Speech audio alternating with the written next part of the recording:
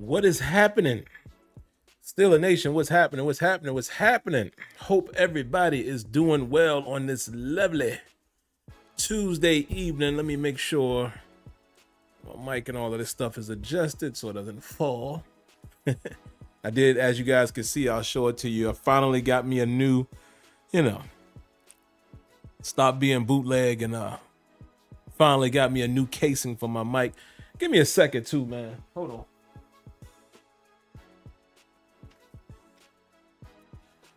I had to move this bottle, man. It bothered me to turn and see that bottle behind me. I know. Call it OCD, which I don't have that, but I have OCD tendency sometimes where certain things, if it looks off, I just can't do it. But anyway, man, how's everybody doing? Hope everyone is well. Welcome to the latest episode of Terrible Towel Tuesday. I am your host, SimFBallCritic, live from the Still Basement. Live from the Still Basement. And again, I said this last week. I'm going to say it this week. I only have two topics for you guys. We're going to get in and get out. It's the off season. And, until we got more information to talk about, I'm just here to spend some time with you guys, man. I love you guys.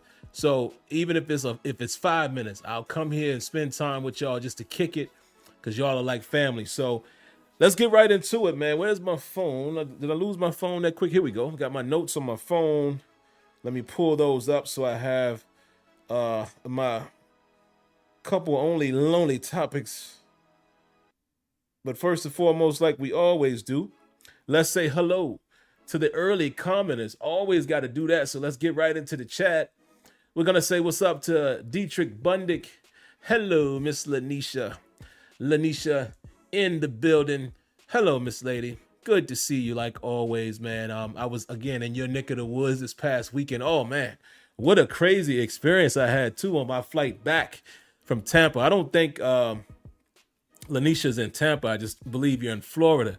Maybe I'll tell you guys that story at the end of the show just to give you some story time. I'm always telling you guys stories. Boy, quite the experience coming back Sunday night. Let's say what's up to Nobi 412, Mr. Elman, my man Wyatt Diggy in the building, Joshua Shields, Lee Sharp, Brian Williams, Rel Fax. Who else we got up in here? Jed Devil. Who else is in the building? Okay, wait. Lanisha said heading back to North Carolina. Oh, okay, so I believe you're from Florida, maybe, and you live in North Carolina. So correct me on that. I just know there's some Florida connection with you because you mentioned it before. Who else we got in here that I did not speak to? Derek Moore. Hello, Miss Tina Williams. Hello, Miss Lady. Good to see you. Fellas, make sure you guys take time to say hello to our lovely ladies in the chat. Who else we got in here? Jeremiah Yoder. Oh, Yoder. We got why?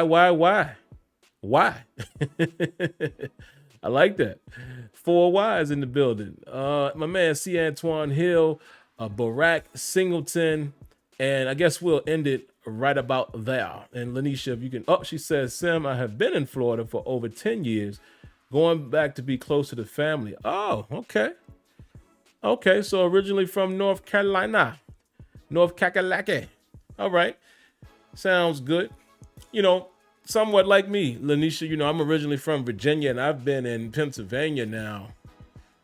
Yeah, well over 10 years. So, this is home. This is home for now and probably will be for the remainder. Darren Covington, we'll stop right there. Let's jump right into the topics. First and foremost, man, let me speak about a couple off topics. One unfortunate, not necessarily Steeler news, but football news. I mean, listen, if you're a Steeler fan or a football fan, period, man, you keep an eye on what else is going on in the league. Just found out some information, man. I definitely remember Patriots quarterback, Ravens quarterback, unfortunately has passed away. Ryan Mallett, apparently he drowned. 35 years of age. Wow. So huge rest in peace to him. That's crazy. I don't know any more details regarding that. But I'm gonna treat him with respect like anyone else. I'm gonna stop my music here for a moment and give him a moment of silence. So really quick, let's give a quick moment of silence to Ryan Mallett.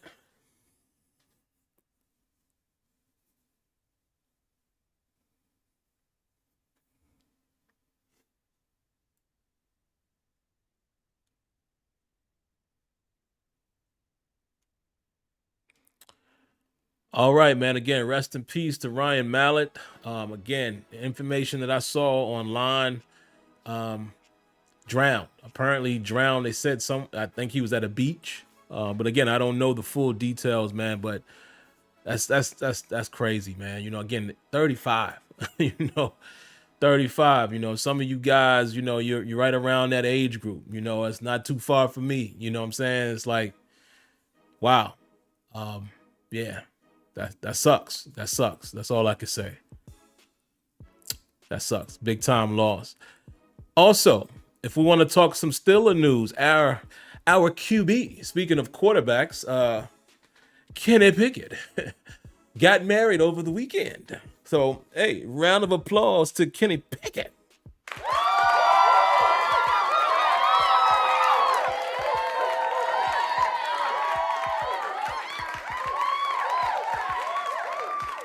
Huge round of applause to Kenny P, man. And apparently, it's the young lady that he's been with for quite a while, man. If you've seen his interview, and even if you've been following Kenny since draft day, you kind of know that they were kind of, they known each other for a long time. I think they grew up together. They knew of each other. I think, he said they used to train together as kids. And then I don't think they dated in high school, but I think they reconnected in college. And here she is, the love of his life. They got married. So shout outs to Kenny Pickett, man, and hopefully, I wish them, Godspeed, God bless. And hopefully they have a wonderful matrimony, man. And, may God bless their union. So there you have it. Shout outs to Kenny Pickett. I think that's all I have as far as off topics. I don't think there's anything else. Let me see. Let me check real quick before I get into my two topics. Literally just two of them.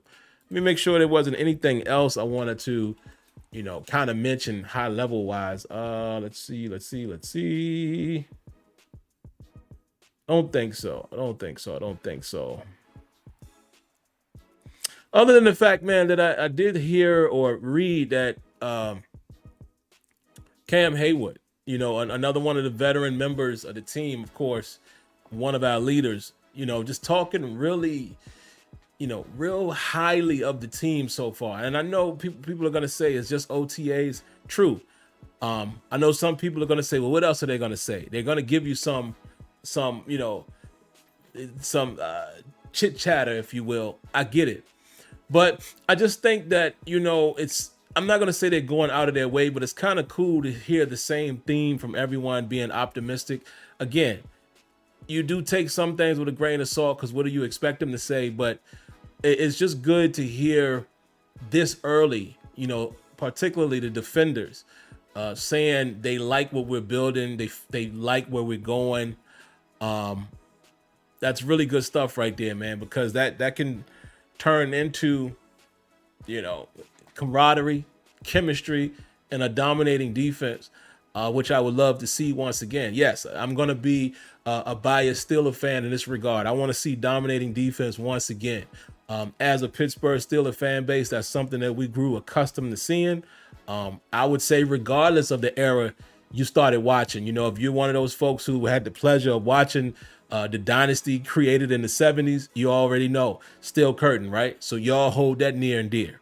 Right? And we went through all of those bumpy times, right? Until we got into like the early 2000s and such in the Dick LeBeau era, when the Steelers were back to back, consecutively being number one off, defense overall, or number one against the run, number one against the pass. Like we did that for a few years in a row. So if that's your era, now again, there's that pocket in between where the defense, got a little shaky until, that era came. And then, of course, if you're talking more recently, not recent, but another little dip in the defense. You talk about the Killer B era. I always talk about that when the defense was our Achilles heel. The cringeworthy, right? You think about the AFC Championship against the Patriots. Heart-wrenching, like just gut punch to see your beloved Pittsburgh Steelers defense look like that. You think back to the divisional round against the Jacksonville Jaguars. And I mean, what was it? Blake Bortles? Was that who it was? I barely even remember which quarterback it was, but he play actions us to death. And they produced 45 points. Now, I know some of those came off a turnover, but still. And Ben went off in that game, and they were the number one defense that year. And I give Ben all the credit in the world. He was cooking, but we just didn't have enough defensively to stop them. But then you think about the last 2 to 3 years, that defense has gotten back into respectable, very respectable, dominant even. Several years in a row, we were leading in the sack category. That got broken last year. Of course, with TJ Watt not being in the fold the entire year. But again, we've grown accustomed to defense. Last year, we lead the league in picks. Remember, a couple years ago, we were saying we don't get enough picks. So, yes, can I be biased for a moment, Steeler Nation? Can I be a little bit biased and say I expect dominant defense from my Steelers? So I say all that to say it's good to hear guys like Pat Pete, Cam Hayward, and others talking about the potential and how they're feeling. Minka has talked how they're feeling about this group. You've even heard from guys like KZ. I'm loving that. So it's just good to hear that type of talk early. It's good to hear that some of the young boys are going to get an opportunity, whether that's Trice or Porter or Benton. It's definitely good to see that and good to hear that. And speaking of which, I saw some stuff, and me, Kenyon and Tony and I kind of discussed it a little bit a few days ago. There's some rumors circulating out there about, the possibility of Levi Wallace being a trade candidate. That's interesting. Here's the reason why I say it's interesting. Much like Kenyon mentioned in our group text, I would rather keep that depth. And I don't want people to lose sight of how well Levi Wallace played for us last year. I don't want people to start having the false optimism, right? This is what Steelers fans do sometimes. I hate to pick on us, but this is what we do sometimes. Man, shoot, we got Peasy Jr. and that Trice kid. They're talking like he's going to be a monster. We don't need Levi Wallace. That's what y'all do. Excuse me. That's what you do. That's what you do. You jump out the window real quick. And you completely discount two things. One, Levi Wallace and how well he played last year, adding to that interception total. Two, you forget who the other cornerback is. Patrick Peterson, which no disrespect to him, but are you guys really wanting Pat Pete to be the bona fide starter opposite of Joey Porter, opposite of Corey Trice? Or are you saying that you just want Trice and Porter to just go out there and be the starters right out the gate and just completely eliminate Levi Wallace?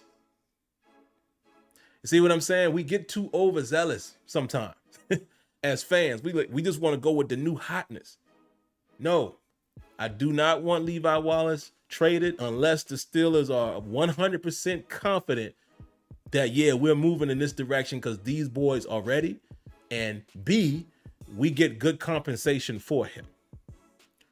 Other than that, let it just be a rumor. Just my opinion. Just my opinion. So yeah, we need all of those guys in the fold, man. And like somebody just said here, injuries happen as well. You don't want to go shipping people off. It just don't make sense, Steeler Nation. And I'm picking with us because I see some of y'all saying it. Y'all just jump on the bandwagon so fast without really dissecting how these things could impact the team. So, all right. So there you go. I had a couple side topics there. Let's get to my two main topics, and then we're pretty much done, man. Like I said, I'm not going to hold guys too long, man. In the off season, we really don't have nothing to talk about. We're just forcing ourselves now. Let's see.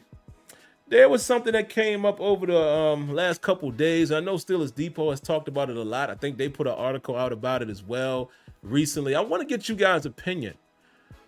Are the Steelers, is the coaching staff, let me phrase it this way. For a few years now, Alex Kazor has been all on top of this, saying that the Steelers coaching staff is one of the smallest in the league, if not the smallest, but I know it's one of the smallest. I want to ask you guys, do you think the size of the coaching staff has an effect on the Steelers winning, playoff wins, success, whatever the case may be? Plug in any one of those questions. Do you guys think it's affecting the team having a smaller coaching staff? I really want to hear from you guys on this one. How do you feel about that? Do you think it's having a huge effect? I will answer it real quick and then I will look at you guys' comments. I don't know what type of effect it's having because honestly, I don't know what areas we're missing where it could help. Let me explain. We have an offensive coordinator. We have a defensive coordinator. We have a linebackers coach inside and out. We have a DB coach, right? We have an offensive line coach, a receivers coach, a tight end coach, running backs coach. I mean, all of these key areas, we have bona fide, they're actual coaches and coordinators for those positions. So I don't know which part of the coaching staff we're missing, where we could possibly use help. I say this all the time. If there's anything that I've always, had a little bone to pick with Coach Tomlin, even though I really love Coach Tomlin. Yes, I'm not ashamed to say that. I like Coach Tomlin as a coach. I think he's a great coach. He keeps the organization successful. Maybe we haven't won a Super Bowl or playoff game in a while. I understand that. I'm acknowledging that as a fan. I want that too. I'm just saying this man has kept this team relevant, and it's the reason why some of us are pissed because we expect excellence, and partly is because of he's maintained us being in the conversation. You got to give him his just due. You can have your bones to pick with him, and the two bones that I've always had to pick with him: clock management and utilization of challenges. So maybe we could use somebody else to do that. Maybe you have a guy that he's designated for that. We may already have that. I don't know. I'm just spitting out ideas here. Let's say we don't have someone outside of Tomlin that is, dedicated to those things. I would like to add that person. Other than that, I'm not really sure what area are we missing. I don't know. So I asked you guys, what do you guys think about that? Let's see what y'all got.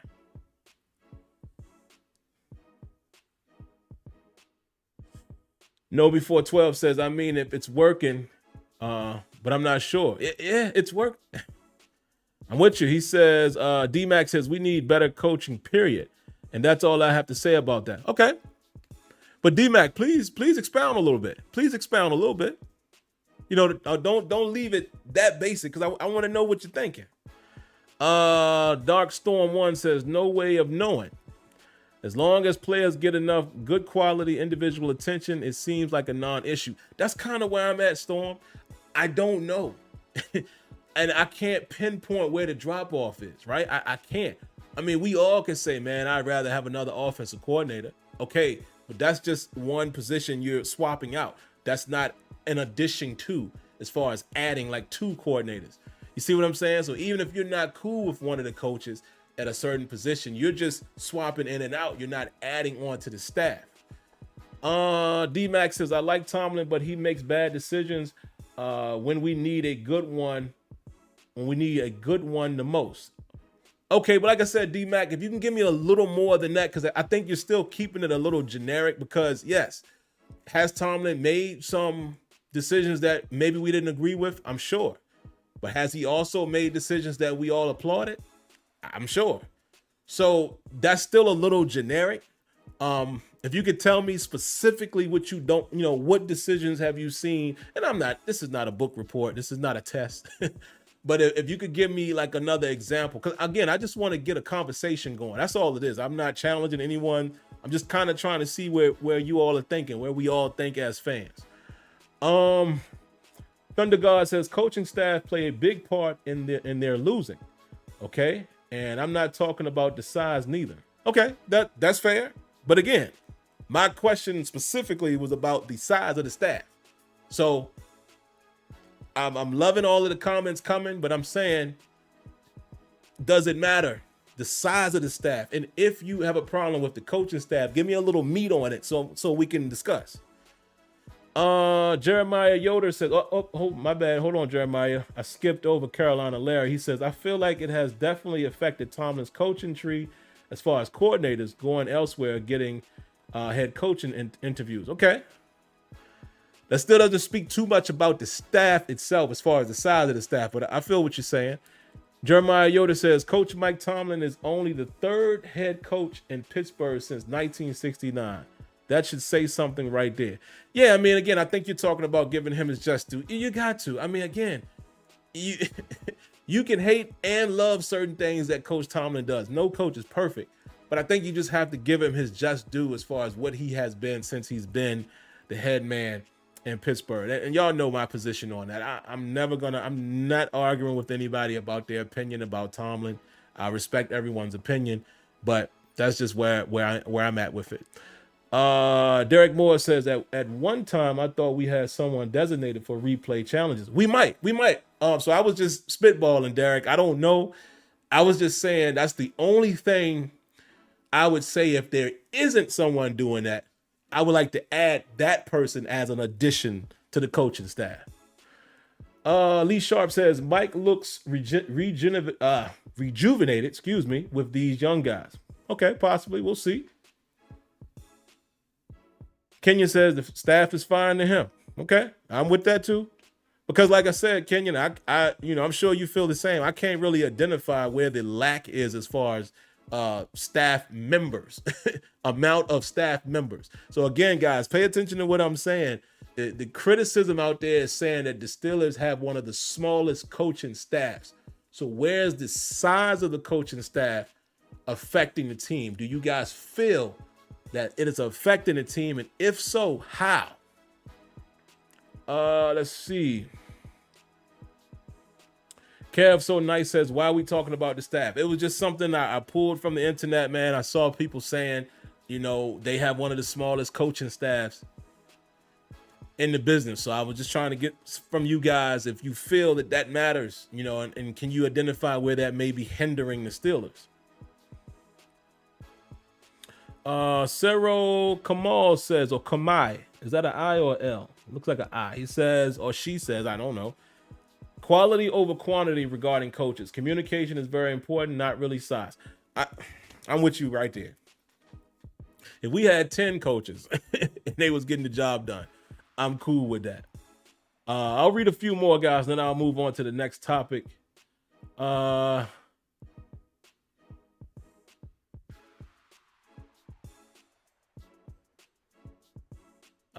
else y'all got? Mark Cunningham says, when a decision doesn't work, it's always a bad one.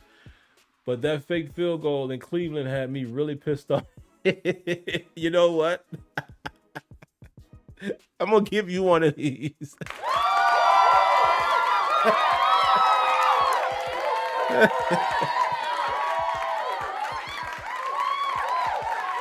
Y'all know why I'm giving Mark Cunningham that round of applause. He's absolutely right. Y'all remember that? Boy, we was all pissed about that. And that's the thing, man. It's okay to disagree with head coaches, but you look at their full body of work. But yes, that was something. Oh, I hated it. You guys probably remember my post-game show after that. I didn't understand that one. I'm pretty sure I brought Coach Tomlin into the office on that post-game show and was like, what was that? That right there, my friends, was a bad decision. And that's one of those things that had it worked, I would have still said, I'm curious to know why they went for a fake there. He says he always goes with his gut, but I'm telling you, I'm one of those people.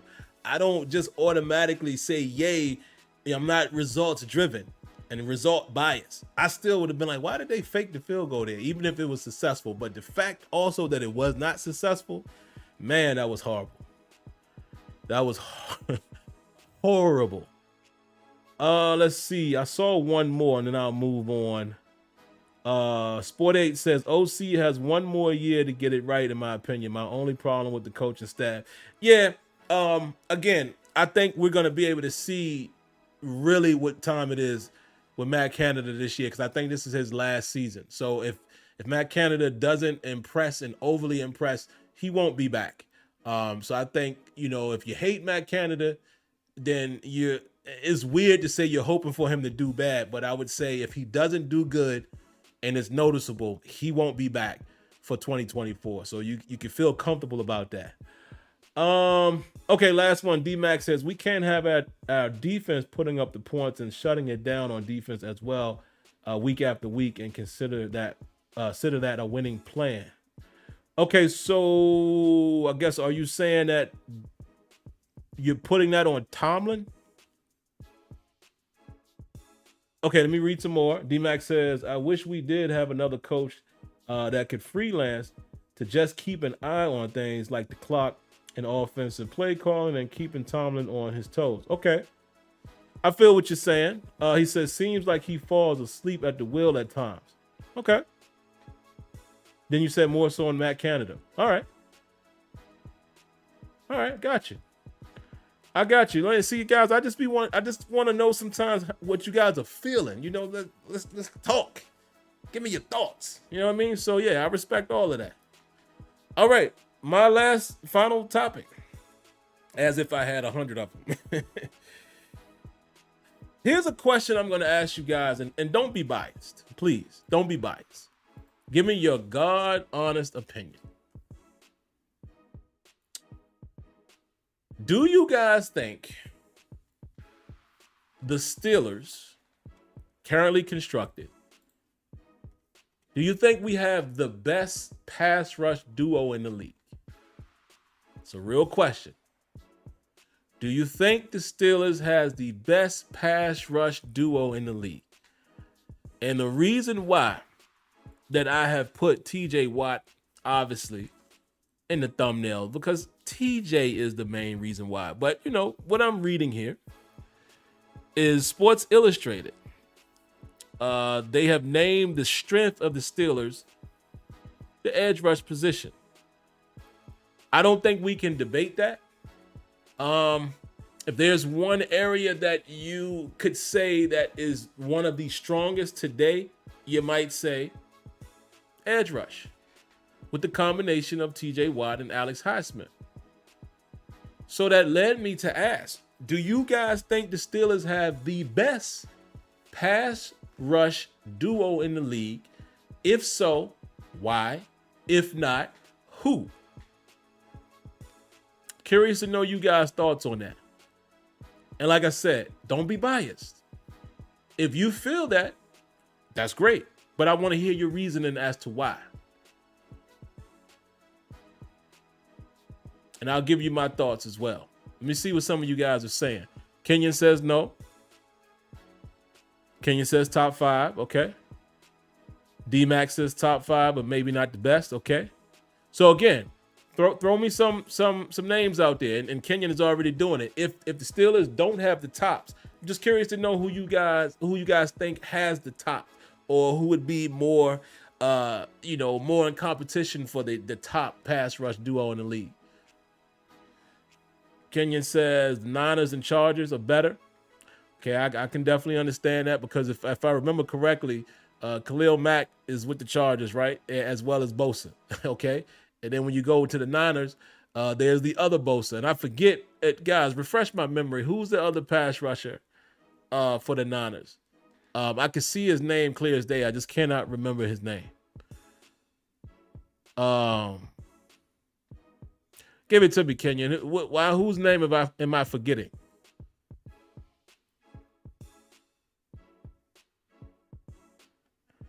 Sonny says Mac is 45 years old. Who is it? Who's the other force on the Niners, man? And I know the Niners is kind of as a whole, it's their front, but it's another guy that's more of the standout along with Bosa, and I just cannot remember the name. Somebody chime in. Mark Cunningham says top 5 for sure. I'm really enjoying you guys not being biased, man. I really love it.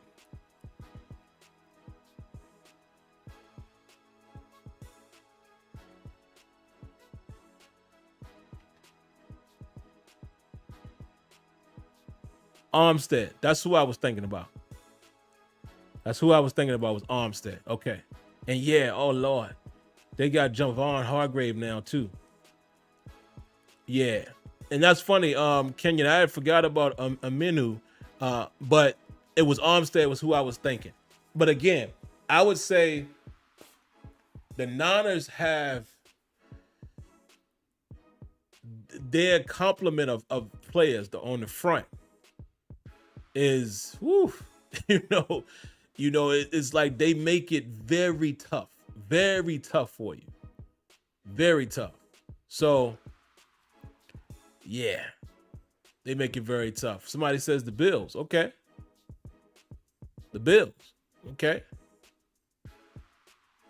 Now, again, guys, it's kind of a trick question in the way that they framed it. Because they said edge, right? So my question is it the best duo? Remember, just 2 guys, not the full complement. Because even with us, you got the full complement of Cam Hayward, and you got the complement of Larry Ogunjobi. Makes us a formidable front 4 when we're in sub. But I'm asking specifically duo. So what I'm talking about is edge duo. Guys who are playing off the edge. Do the Steelers have the best edge duo in the league? That makes it a little more specific, and it's more of a tougher question to answer.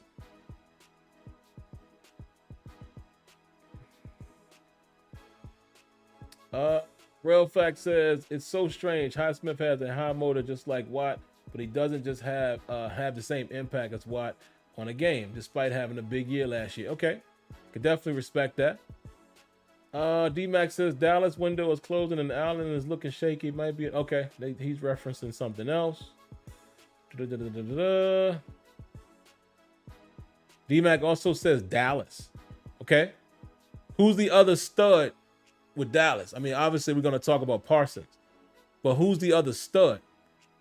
We're talking about a duo. We're talking about Lawrence. Or who's your other stud? Ooh, Eric Walker says Mack and Bosa are just bigger names. Okay,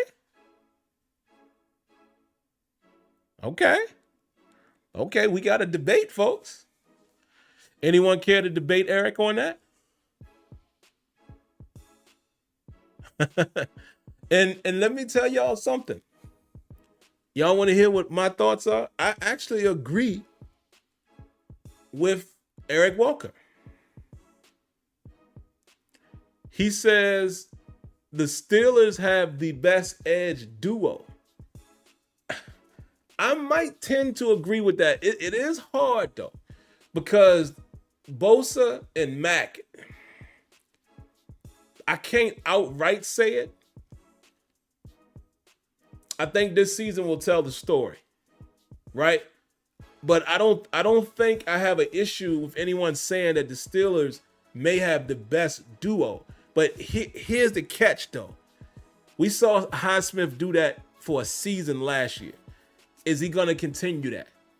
Where a guy like Mack, we've seen him do it, for multiple years. And some people might say that Mack is not the same guy anymore. Maybe. But we've still seen him do it on a consistent basis for several years, and he still is doing it, right? So it's hard to say that there's a duo better than Bosa and Khalil Mack, but I could agree with someone saying just the 2 guys and TJ and Highsmith could be the best in the league. But that's a very strong could. Very strong could. I can't outright say that with a straight face, but I can make an argument for it if we just talk about 2 guys. But Alex Highsmith is going to have to prove that this season as well. TJ is TJ, and TJ has been TJ since his rookie season. He's only trended up. But like Real Fact says, Highsmith doesn't seem to have as big an impact, right? And sometimes it's like that when you have dual guys, you know, because what a lot of people don't pay attention to, TJ gets the accolades a lot, but Highsmith gets a lot of pressure too. The sack numbers may not have always been there, but even on those, he's close a lot. So even if he's getting consistent pressure, then that's effective, right? Even if it doesn't translate into a sack. So, yeah. Garrett and Zadarius Smith. Okay, Eric. Okay, that's a good one. We'll see. That could end up being something. That is going to be pretty interesting, man. You know, Myles Garrett and Smith. You know, that's a new tandem that we're going to have to deal with. You know, us in particular. So yeah, keep your eyes on that. But yeah, I just wanted to see what you guys, you know, what your guys' thoughts was on that. And like I said, an unbiased opinion. Like I said, I couldn't put my money on TJ and Highsmith, but I could say, all right, I can agree with someone having them in the conversation and making a good argument for it. If we're just talking about a dual tandem. So it's going to be very interesting to see how that pans out, man. I hope Highsmith continues to elevate. But no, D-Mac, you can't say Lawrence, Vander Esch, and Parsons. Those are three people. I said tandem, duo. Again, don't miss the question that I'm asking. Edge duo. Edge rush duo. That means the two guys who rush from the edge pass rushers. We cannot put Vander Esch in that, and as well, that's three people. That's not two, that's three. And Lawrence is not necessarily an edge either. Sometimes they slide him out there, but a lot of times he plays inside. So that's why the question is a little bit tricky. And, you know, the fact that Sports Illustrated said edge, then it made me think, do the Steelers have the best edge duo? Not just pass rush. So there you have it. There you have it. All right, so that's all I got, man. Yeah, they do, Kenyon. And somebody else said that earlier. Cleveland, yeah. You better watch out for them boys. Sonny says in Chubb and Phillips down in Miami. Okay. All right, so that was a good discussion right there. Very good discussion right there, folks. Really appreciate that. But yeah, I don't have anything else, man. And honestly, what I'm going to do now, I'm going to make the announcement now. So if you're not already in the queue, I'm just going to say I'm not doing phone calls at all tonight because we don't have any in the queue right now. So this is a short in and out type of show. I will spend a little bit of time in here with you guys in the chat. Anything else y'all want to talk about, I'll chop it up with you for a few minutes, but I'm not going to do calls tonight because like I said, by now they would typically already be in the queue. So let's see what y'all got. Mark Cunningham says, Sim, as Coach T would say, it's a reasonable expectation for Highsmith to continue his trend as he's gotten better every year. Absolutely, man. Absolutely. Let's see what else y'all got. Ali, what's up, Ali? He says, stay safe, Steeler family. Everybody's throwing the deuces. Yeah, I'm not out yet, but a few minutes I'll be out. D-Mac says, I'm hoping Austin makes a step. You and me both, brother. Bettsburg says, what do y'all think about Jalen and Harris on the field at the same time? I would love it.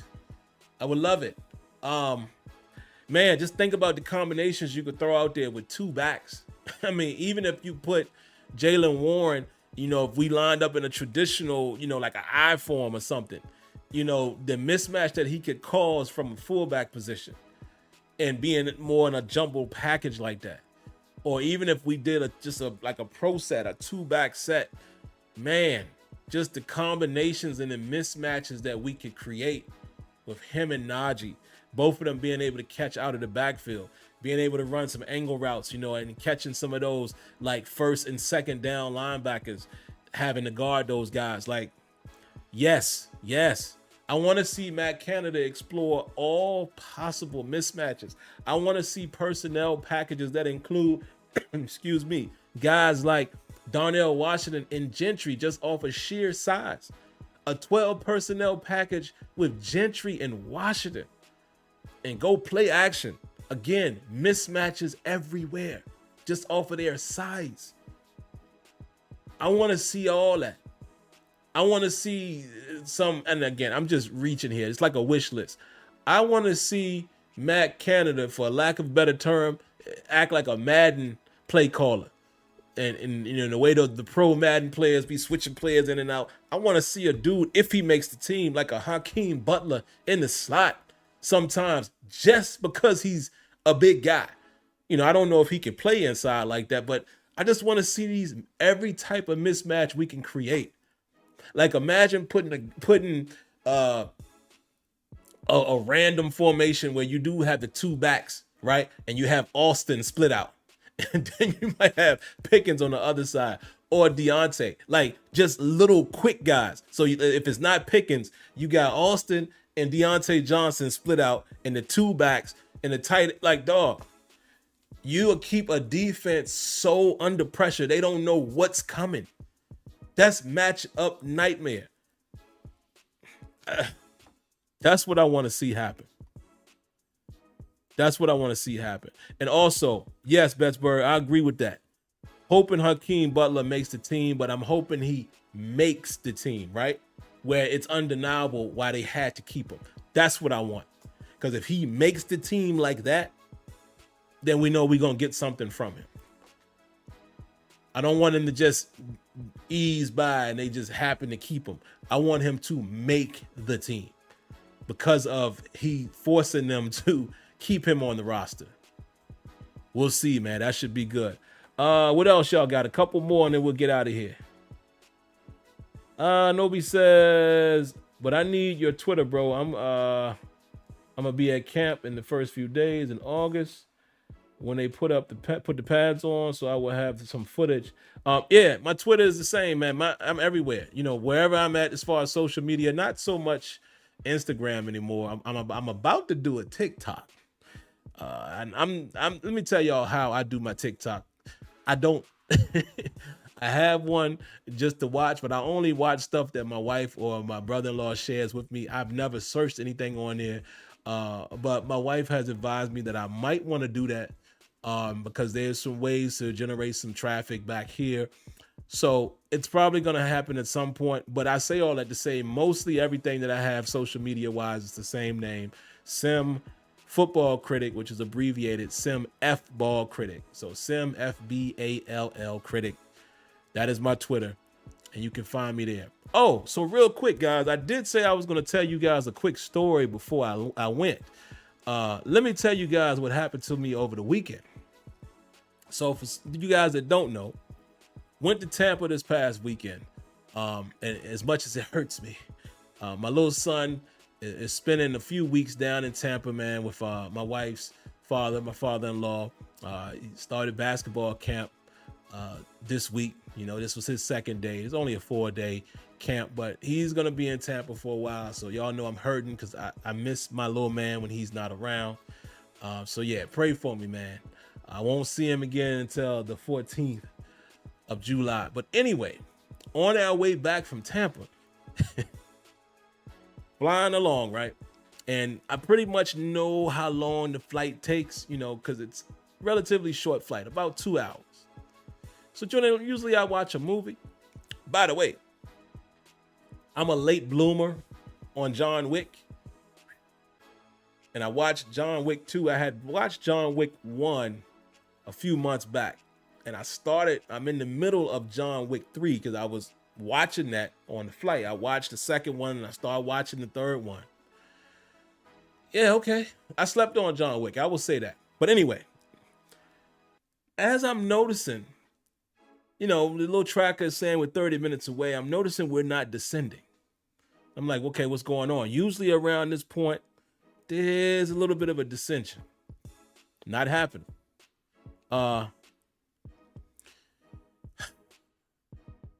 Look back again. It's been about 30, 40 more minutes. We're still in the same area. So I decided to look at the actual map, and we're circling kind of, we're rotating. You know, you can feel the plane shift a little bit. we're not going towards the airport. We're hovering around in the same area, which ironically, we were very close to Richmond, Virginia, which originally is where I'm from.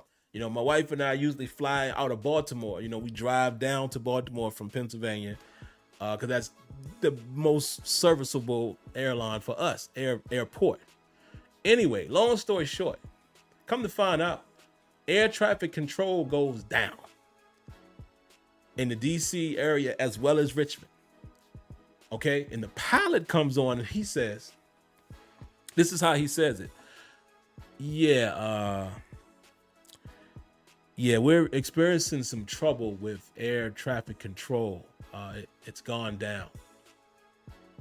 We're not going to be able to land in Baltimore. And he's talking really slow.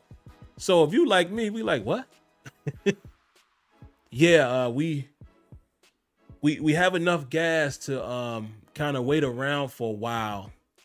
And then at this point, you could just see panic, right? I'm looking at my wife. She's panicking because, you know, she already has anxiety when it comes to flying.